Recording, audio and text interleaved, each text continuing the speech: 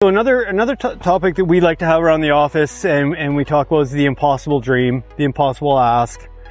We are seeing that a lot in RFPs these days, and I don't think it's because people necessarily expect us to do the impossible. I think they're asking because they simply don't know.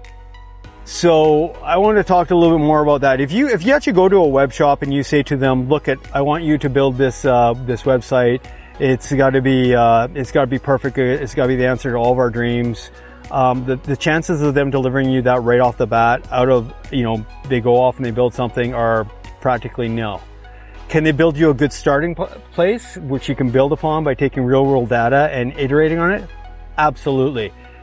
But it's impossible for most of us. You consider we don't even know your industry as well as you do. We may know, the technologies and web design and all that type of stuff. Coming into an RFP for an outside source, it's a really, really hard thing to deliver everything right out of the box. I think it's something that takes time, and I think it's people have to start embracing that. Okay, we're gonna go to RFP. We're gonna have a website that we can build upon. Mm-hmm.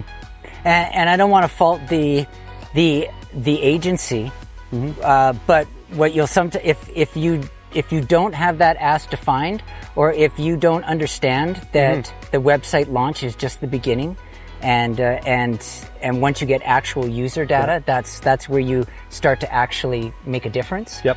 But if you don't come to if you come to a website agency with the impossible ask, then they're going to spend a ton of time in discovery trying to figure out what that is. You've just turned a 6-month or 3-month website project into a 6-month or 1-year project. That's right. You've doubled the budget, and even then, there's a high chance that they're not going to hit the mark, and because it's an impossible ask, and you're not going to have actual users interacting with the site, giving you the information you need to actually hit the mark.